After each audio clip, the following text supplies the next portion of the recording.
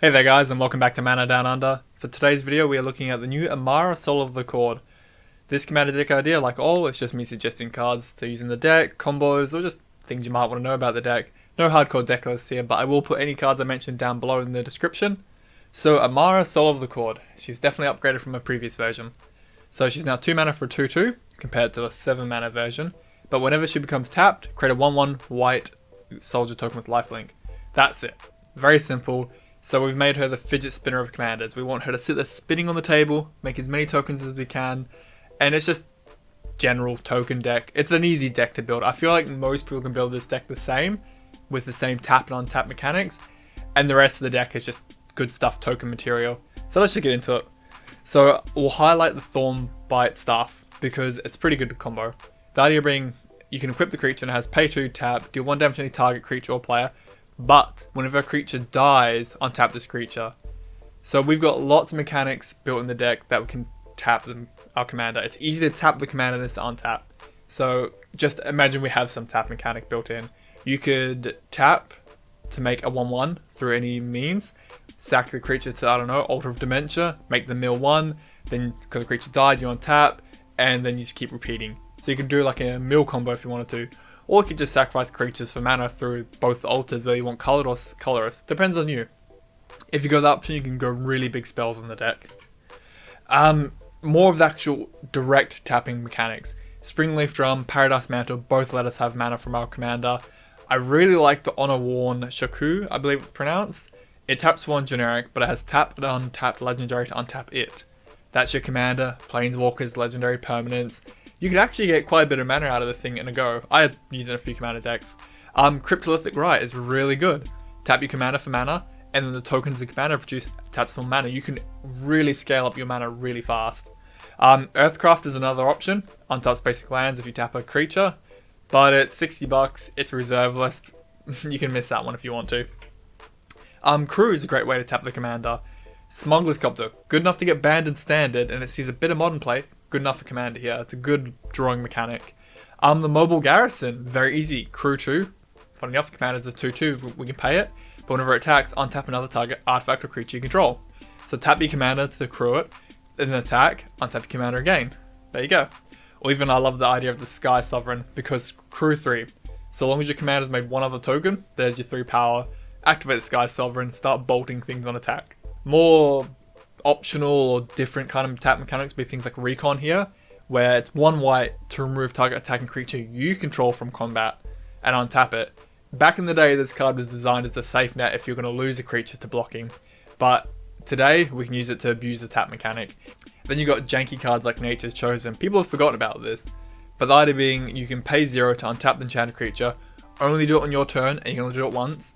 Then it says pay 0, tap the enchanted creature to untap target artifact, creature, or land.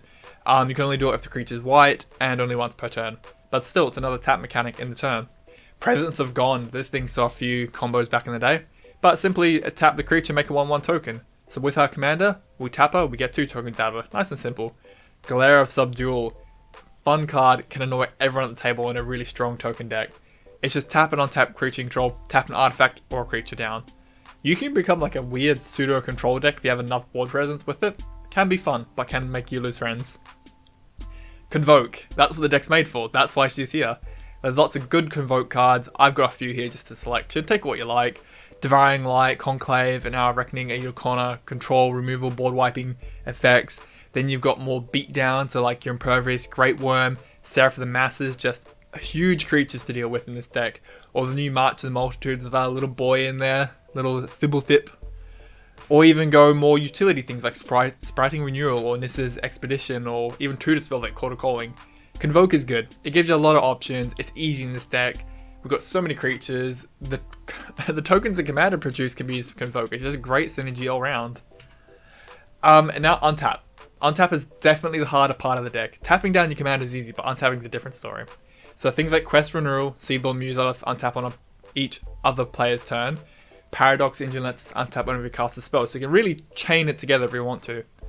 I like the idea of Sword of the Paruns, if you can keep paying the 3 mana to untap it. So if you've got maybe an Ashnod's Altar out, you're sacking tokens, then you can untap your commander, make more, you can kind of get a loop going.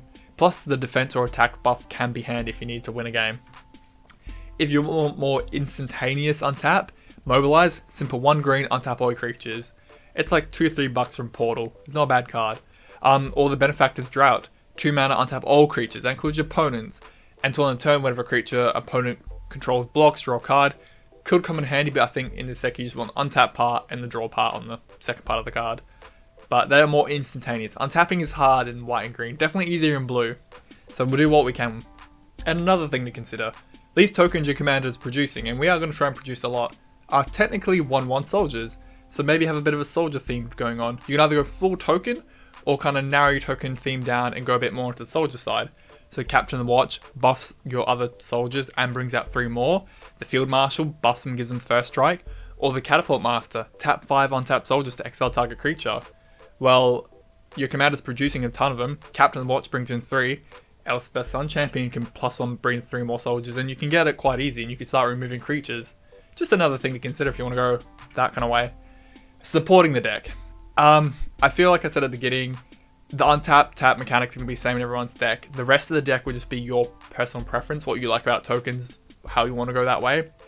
I guess other cards you can consider that would support the deck or its playstyle will be the Stony Brook Schoolmaster. Whenever it becomes tapped, create a token. It's kind of what your commander's already doing, so it could be another option. Divine Visitation. Well, making these tokens, why not make 4/4 flyers instead? They're better. Similar idea with Divinification. You've got all these tokens, tap them down, make them kneel. Raise an Angel Army. Throw in the Godfather supports your tapping mechanic. It says at end step, each opponent loses life good number of tapped creatures you control. Well, that's what you're trying to do. You're trying to convoke, tap down your board. Why not get a bit of damage in for doing it? And similar thing to the tap down mechanic, Harvest Season. It supports what you're trying to do. You get to tutor out basic lands equal number of creatures that you control that are tapped. That's what you're already doing.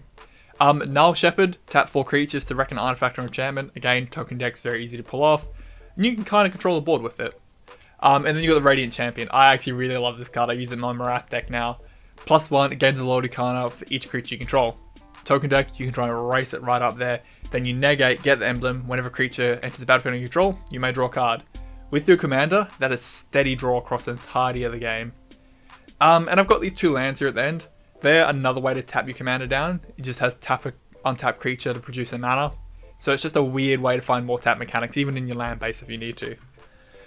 But for the rest of the deck, like I was saying, except for having your tap and untap mechanics, the rest of the deck is a generic token deck. Take what you like about those decks. So Doubling Season, Parallel Lives, Anointed Procession, those kind of cards we see all the time. You should know them at this point, everyone knows them. Skull Clamp and Mentor of the Meek can be pretty juicy, you can draw a lot of cards out of them.